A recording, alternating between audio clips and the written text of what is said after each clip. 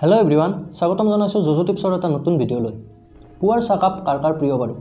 ৰাতিপুৱা শুই উঠি চাহকাপত খোৱা এটা মাৰিলে দিনটোলৈ দেহ মন সজীৱ হৈ পৰে। ৰঙা চাহ বা গাখীৰ চাহেই হওক, চাহকাপ নাখালে যেন দিনটো কিবা এটা খালী খালী লাগি থাকে।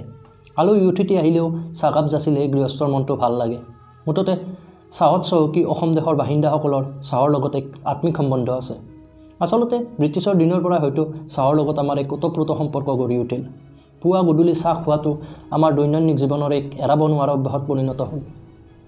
আমি ৰঙা চাহ, গাখীৰ দিয়া চাহ, মছলা দিয়া চাহ আৰু বিভিন্ন ধৰণৰ চাহৰ সোৱাদ লওঁ। যিহেতু সকলোৰে পচন্দ অপচন্দ বেলেগ বেলেগ, কিন্তু আগৰ দিনৰ প্ৰায়বোৰ মানুহে ৰঙা চাহকাপৰ সোৱাদহে বেছিকৈ লৈছিল। কাঁহৰ বাতিত ৰঙা চাহ এবাতি আৰু এচপৰা গুড় লৈ খোৱাটো গাঁৱৰ এখন চিনাকি ছবি আছিল। এতিয়াও অৱশ্যে বহু লোকে সেই অভ্যাস এৰি দিয়া নাই। এই অভ্যাসটো নিঃসন্দেহে স্বাস্থ্যসন্মত, কাৰণ গুড় আৰু ৰঙা চাহ দুয়োটাই স্বাস্থ্যৰ বাবে উপকাৰী। আজিকালি বহু মানুহৰ এই অভ্যাস সলনি হৈছে। ইয়াৰ উপৰি বহু স্বাস্থ্য সচেতন লোকে আজিকালি গ্ৰীণ টি, হোৱাইট টি আৰু বিভিন্ন ধৰণৰ চাহৰ জুতি লোৱা দেখা যায়। কিন্তু এইবোৰ দামী চাহৰ তুলনাত অতি সহজে প্ৰস্তুত কৰিব পৰা কম খৰচী ৰঙা চাহকাপৰ গুণাগুণ জানিলে নিশ্চয় আপুনিও আচৰিত হৈ পৰিব। ইয়াৰ গুণাগুণৰ বাবে হয়তো পৃথিৱীৰ বহু দেশত ৰঙা চাহ বহু জনপ্ৰিয়, মাত্ৰ ইয়াক বিভিন্ন ধৰণে তৈয়াৰ কৰি জুতি লোৱা হয় বেলেগ বেলেগ ধৰণে। যেনে ইয়াক বৰফ দি বনোৱা কোল্ড আইচ টি। ঠিক তেনেকৈ অন্য কিছুমান দেশত ইয়াক বিভিন্ন উপকৰণ যোগ দি বিভিন্ন পনীয় হিচাপে খোৱা হয়। আমাৰ ইয়াতো বিভিন্ন ধৰণে ৰঙা চাহৰ জুতি লোৱা হয়। ৰঙা চাহৰ লগত অকণমান নেমু ৰস দিলে ইয়াৰ ৰংটো বৰ ধুনীয়া হৈ পৰে আৰু খাবলৈও সোৱাদ হয়। আদা বা তেজপাত দি বনোৱা ৰঙা চাহকাপৰ সুন্দৰ গোন্ধে ইয়াৰ সোৱাদ দুগুণে বৃদ্ধি কৰে। ঠিক তেনেকৈ বতৰ পৰিৱৰ্তনৰ সময়ত জ্বৰ, কাহ, চৰ্দি আদি হ'লে ৰঙা চাহকাপত আদা, জালুক বা তুলসী আদি দি ৰোগীক খাবলৈ দিয়া হয়। এইদৰে বনোৱা ৰঙা চাহকাপে ঔষধৰ দৰে কাম কৰে। তেজপাত, লং, ইলাচি, ডালচেনি আদি দি বনোৱা চাহকাপ ঔষধি গুণেৰে ভৰপূৰ, বহু ৰোগতো উপকাৰী। হোষ্টেলৰ ছাত্ৰ ছাত্ৰীসকলে পৰীক্ষাৰ সময়ত ৰাতি টোপনি ক্ষতি কৰি পঢ়িবলগীয়া হ'লে কাঢ়াকৈ ৰঙা চাহ বনাই খায় নাইবা কফি খায়, কাৰণ কাঢ়াকৈ বনোৱা ৰঙা চাহত কেফেইনৰ পৰিমাণ অলপ বেছি থাকে, যিয়ে আমাক টোপনি কম কৰাত সহায় কৰে। কিন্তু কফিৰ তুলনাত চাহৰ কেফেইনৰ পৰিমাণ কম থাকে। দিন হাজিৰা কৰি খোৱা শ্ৰমিকে কাম কৰি থাকোঁতে অকণমান নিমখ দি বনোৱা ৰঙা চাহ সেৱন কৰে।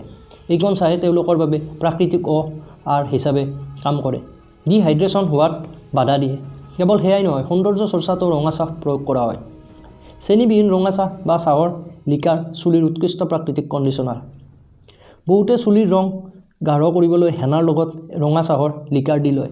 মুঠৰ ওপৰত ক'বলৈ গ'লে ৰঙা চাহৰ গুণাগুণ আৰু ব্যৱহাৰৰ কথা কৈও শেষ কৰিব নোৱাৰি। বিভিন্ন গৱেষণামূলক অধ্যয়নৰ পৰা ইয়াৰ বিভিন্ন উপকাৰিতা সম্পৰ্কে বহু কথা জনা গৈছে। সেয়েহে আজিকালি বহু লোকে ৰঙা চাহ খাবলৈ লৈছে। পুৰণি অভ্যাস আকৌ ঘূৰি আহিছে। তেনেহ'লে আমাৰ প্ৰিয় ৰঙা চাহ বা লাল চাহৰ গুণাগুণ বা উপকাৰিতা সম্পৰ্কে অলপ জানি লোৱা হওক। ৰঙা চাহত বিভিন্ন উপকাৰী এণ্টি অক্সিডেণ্ট পোৱা যায়, যিয়ে আমাৰ শৰীৰক ফ্ৰী ৰেডিকেলৰ প্ৰতিকূল প্ৰভাৱৰ পৰা ৰক্ষা কৰে আৰু ৰোগ প্ৰতিৰোধ ক্ষমতা বৃদ্ধি কৰে।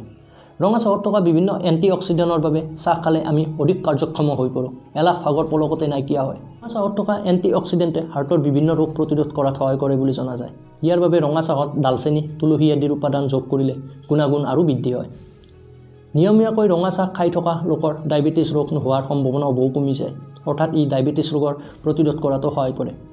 নিয়মিতভাৱে ৰঙা চাহ সেৱন কৰি থাকিলে ই বয়স বৃদ্ধিৰ সময়ত হাড়ৰ ঘনত্ব কমি যোৱা কাৰ্যত বাধা দিয়ে, যাৰ ফলত হাড় ঠুনুকা নহয়, আৰু ই অষ্টিঅপ'ৰচিছ ৰোগ প্ৰতিৰোধ কৰাতো সহায় কৰে। সেয়েহে এই চাহ মহিলাসকলৰ বাবে বিশেষভাৱে উপকাৰী। ৰঙা চাহে আমাৰ পাচনতন্ত্ৰৰ কাৰ্যক্ষমতা বৃদ্ধি কৰে, অন্ত্ৰত হোৱা বিভিন্ন বীজাণুৰ সংক্ৰমণ ৰোধ কৰাত সহায় কৰে। নিয়মীয়াকৈ সেৱন কৰা ৰঙা চাহে কলেষ্ট্ৰল, ট্ৰাইগ্লিচাৰাইড আৰু মেদবহুলতাৰ সমস্যাটো কিছু পৰিমাণে সুফল পোৱা যায়।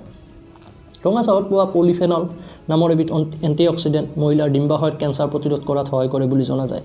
যিসকল মহিলাই নিয়মিতভাৱে ৰঙা চাহ সেৱন কৰে তেওঁলোকৰ এনে ৰোগ হোৱাৰ সম্ভাৱনা বহু কমি যায়। ৰঙা চাহে হাঁপানী ৰোগ উপশম কৰাতো সহায় কৰে। 2-3 খিলা তুলসী পাত দি বনোৱা ৰঙা চাহকাপে হাঁপানী ৰোগৰ বাবে ঔষধ হিচাপে কাম কৰে।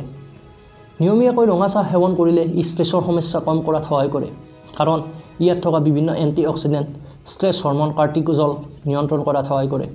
স্বাস্থ্য ৰক্ষাৰ উপৰি সৌন্দৰ্য চৰ্চাতো ৰঙা চাহ উপকাৰী। সৌন্দৰ্য চৰ্চাত ইয়াক ব্যৱহাৰ কৰা দুটামান দিহা হৈছে: ডাঠকৈ বা কাঢ়াকৈ ৰঙা চাহ বনাই ঠাণ্ডা কৰি লৈ শ্বেম্পু কৰাৰ পিছত চুলিত কণ্ডিচনাৰ হিচাপে ব্যৱহাৰ কৰিলে চুলিৰ উজ্জ্বলতা বৃদ্ধি হয়। চুলি ফটা সমস্যাও বহু পৰিমাণে দূৰ হয়। হেনাৰ লগত ৰঙা চাহ মিহলাই চুলিৰ লগত চুলিৰ কণ্ডিচনাৰ হিচাপে কাম কৰে আৰু চুলিৰ ৰং উজ্জ্বল কৰে।